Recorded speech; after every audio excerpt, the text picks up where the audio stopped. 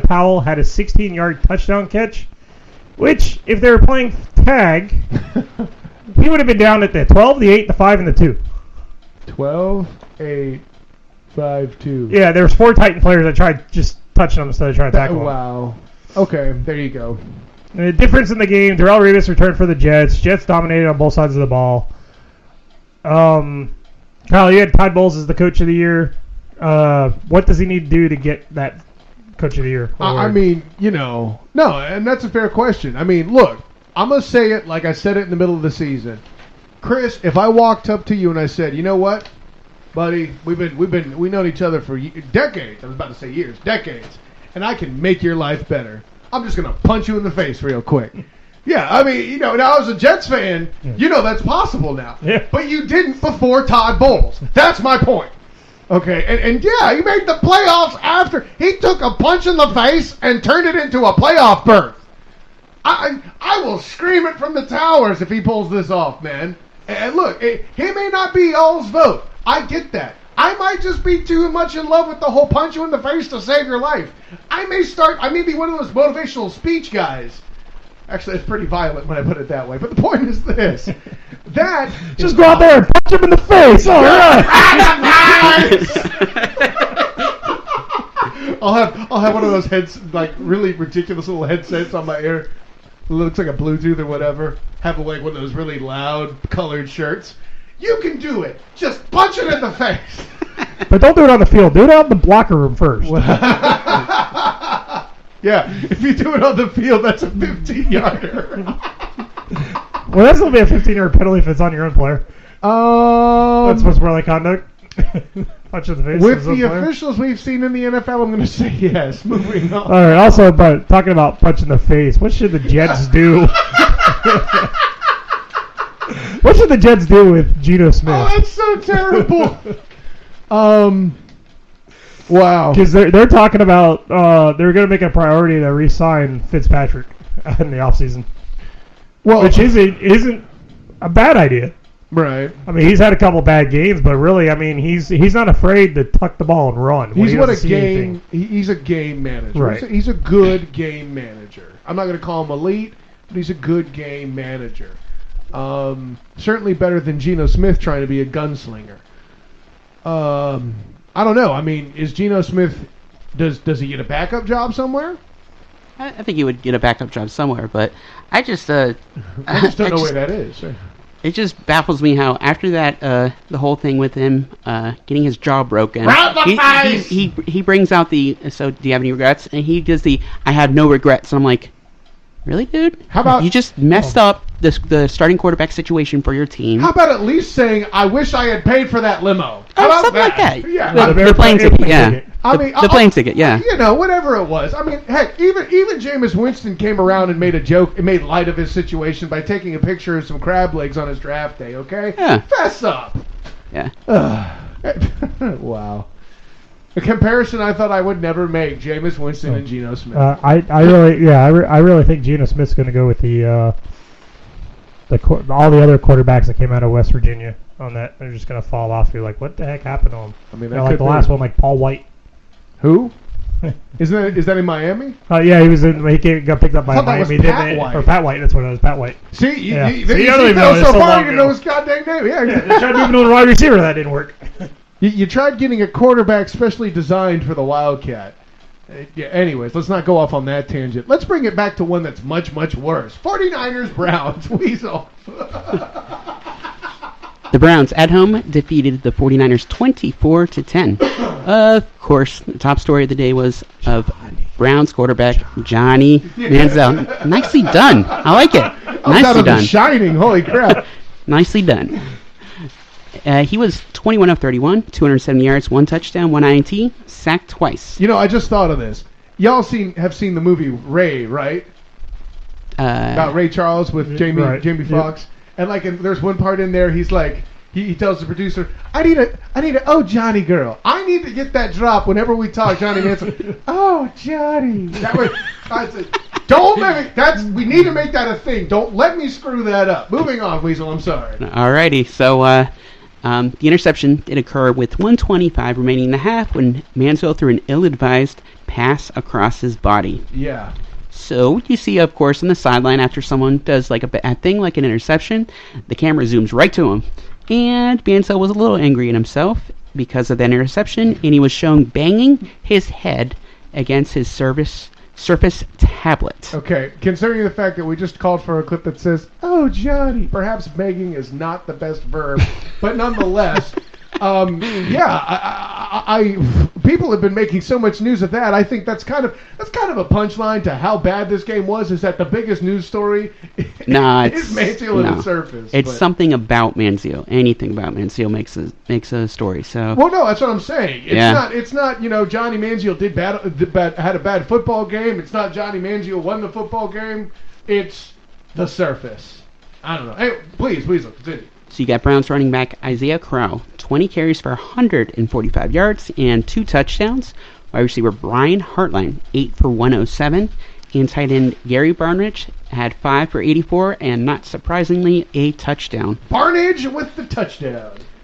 49ers quarterback Blaine Gabbert, 18 of 28, 150 yards with 1 touchdown. He was sacked 9 times. Count them 9 bleeping times. Yeah. And so we have one 49ers wide receiver, Flippin' Jerome Simpson. I see what you did there. He had 2 catches for 20 yards and a touchdown. So, with only 3 games left in the season, and it's everyone's going to be asking it, what should the Browns do with one Johnny Manziel? Well, first of all, let's be clear. 9 sacks given up to the Browns. Can people start to listen to what I've been saying about the 49ers offensive line now? Just saying, right? I don't know. Chris, let me ask you, because normally I let you kind of skip out on this question because I know you're not even remotely interested. But I'm more curious than you are uninterested, so I'm going to ask you. Manziel, I mean, what do you do with him at this point if you're the Browns GM? You got to make a business decision and see if it's worth his off-field status of what his presence is on the field. On the field, I mean, it's nothing spectacular on the field, but I mean, what is he 2-1 this year? I think starting. Yeah. I don't know his record. I know he's won some games. I'll put it that way. So I mean, you gotta look at.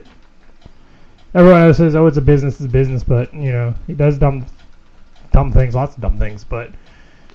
I mean, really, he had that freshman year at A&M, Texas A&M. Right, but look at who he had as receivers. He had Mike Evans as a receiver that would go up and catch anything. And still does. Yeah. So, I mean, it was a bad pass. I mean, he'd take off running, but, I mean, a lot of times Mike Evans bailed him out in his freshman year. That's why his sophomore year wasn't as good. He has other options beyond Gary Barnidge in that system. I see where you're going. Huh. So, I'd say just... I mean, they're saying if he messes up one more time, he's done. But I mean, you take a chance on him. You got to see what he can do for you. Not this in a game, 2 games out. In a game, 2 games out. Just either go with him or don't go with him at all. So I'd say there's 3 games left. Just give it to him. Say here's your 3 games. Here's basically your job interview. The rest of it, yeah. Right. Otherwise, it's you're gone. We're going for someone else after the offseason because really, I don't see them. I think they're going to bust another draft pick next year on a quarterback that they're not even going to keep. So, you're nicer than I am about it. I think they should cut him like a piece of paper with scissors. I think he's shown that at the very least he's a project. And on the Browns' books, again, staying with the business thing, he is more in price than a project. I don't know, but there you go, Weasel. Sorry if this sounds like Gossip Corner or whatever, but hey, if it's gonna come from anywhere on this show, it's gonna come from you. I'm all right with it. Fire away, baby. All right. So a couple weeks ago, Manziel got in trouble or something. He was out partying or something. Right. What exactly happened? Because I heard that he was out like on his. It's because the controversy surrounding that is because he was holding a drink, but he was supposed to be in rehab. I haven't really heard the outcome to that. I think the latest. Scandal now is will there be charges of vandalism from the Microsoft Corporation upon what he did to that Microsoft Surface? So that's really the developing story. See what I did there with the... No, I really don't know, Weasel, but I do know that the big deal was because he was holding a drink and out partying in a club when he was supposed to be in rehab. So going back with you labeling him as the project, can we start calling him the money pit then? Oh, see, Because you're we throwing used all to do the money you symbol. threw all this money at you in it, but it's problem after problem. Money Pit Manziel. Trademark that. Yeah, there's another one. Holy Jeez. guacamole. Woo! Money Pit Manziel. Okay, I'm going to pass this one to Chris now to do Colts Jags. And when you hear the door opening closing, there's going to be me going to get this trademark. Chris, go. The Jags got the revenge from earlier in the season I'm getting that trademark. Jags got the revenge from earlier in the season when the kicker blew the game for them, and this time they did not need Jason Myers because they got help from their defense and special teams on their way to a 51-16 beatdown of the Colts. The Colts' only touchdown on the day was a bad Jag snap that hit Bortles in the right shoulder and recovered in the end zone by Robert Mathis. This game looked like it was going to get out of hand early in the second quarter when the Colts were up 13-3, except Jags defensive end Andre Branch stripped the ball from Matt Hasselbeck and returned it 49 yards for a touchdown. The Jags in the third quarter got a punt return for a touchdown as well. Bortles not a great day, 16 for 30 for 250 yards, 3 touchdowns. He also had a rushing touchdown, but he had two fumbles. The one that hit him off the shoulder, they counted that one on him, and then he had another fumble.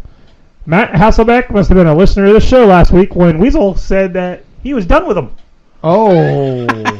Because, I think it hurt his feelings because he was 18 for 35 for 252 yards with that lost fumble. I mean, not good stats there for How's him. that feel, Weasel? How's that He feel? was like dead to you now. You're like, he's dead to me now. I'm done. He lost. That's it. Just keeping it real. Hey, and you know what? In case you're listening, Matt Hasselbeck, for the record, he made the most fun of you with, we're going to get the ball and we're going to score. So there's that, too. He hated you when you were young and old. Oh, memories. Way back memories. Wow. All right, so Hasselbeck had hair. Oh. Wait, now the hair comment is too far, really? Anyway. he's going to go get a wig right now. The Jags also dominated on the ground with a committee as Denard Robinson had 75 yards at a touchdown, and a rookie, TJ Yeldon, chipped in with 62. Frank Gore for the Colts had 60. Alan Hearns, after missing the past 2 weeks, was the leading Jags receiver with 105 yards and a touchdown. Julius Thomas, he's almost a touchdown because he's had a touchdown catch in this game, which is his 4th straight game with a touchdown. And Allen Robinson was quiet in his day. He only had 1 catch, but it was a touchdown. Yeah, that's loud enough. Yeah. For the Colts, T.Y. Hilton had 4 catches for 132 yards. But not to get off topic here, but let me ask you guys, what is the job that you could be wrong most of the time and it's not a big deal and you still keep your job? Weatherman. Weatherman, that's correct. Unless I had a different direction. Unless you're being employed as a kicker for Gus Bradley. Uh-oh. Kyle, cue the music. For the 3rd straight week, Oh, no. Jags kicker Jason Myers missed an extra point, So, giving him 7 on the year, which is 1 less than the total NFL missed all of last year. by the way, when you pose your question pose the question one more time, the wording that you had. What is the job that you could be wrong most of the time and it's not a big deal and you still keep your job? And no one had NFL referee? No, really? Okay. Come on, guys. Weatherman's better. It's like, we're in Florida. It's a 50% chance of rain today during the summer. It's always like that. It's like an 80% chance of rain. Yeah, it might be pass interference. I'll throw it. Whatever. For a weatherman, if you say 99%, you're never wrong. Yeah, but going back, I mean, difference in the game, Jags were 4 for 4 in the red zone. Colts were 0 for 3. So is this the end for Chuck Pagano in Indianapolis this year? I mean, unequivocally, it has to be at this point, right? I mean, granted, he does have the injury excuse, but let's be honest, they opted to not extend his contract, and this team has been a blasted shambles. I think this is if I'm the one making the decisions when it comes to Pagano's contract, I go, okay, the 1 year you actually had to coach, as in you didn't have Andrew Luck saving the day on a regular basis with a good offense behind him, him bailing you out on constant, whatever. The one year you don't have that, in one of, if not